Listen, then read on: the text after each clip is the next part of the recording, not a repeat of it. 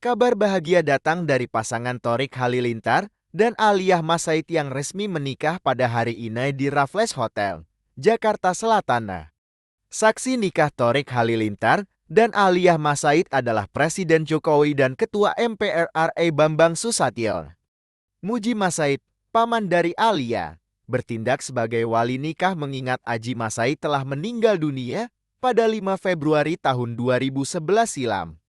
Presiden Jokowi dan Bambang Susatyo terlihat sedikit menganggukkan kepala menandakan bahwa prosesi akad nikah telah sah atau tidak perlu dilakukan pengulangan. Sedetik kemudian, Nasrullah selaku Kepala KUA Setiabudi langsung mengucap syukur serta mendoakan pasangan Thorik dan Aliyah yang resmi menyandang status baru sebagai suami istri.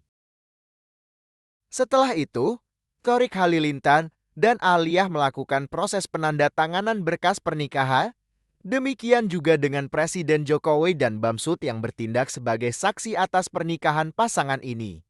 Di hadapan Jokowi dan Bambang Susatyo, Thorik Halilintar menyerahkan mas kawin pernikahan terhadap Aliyah Mas Said.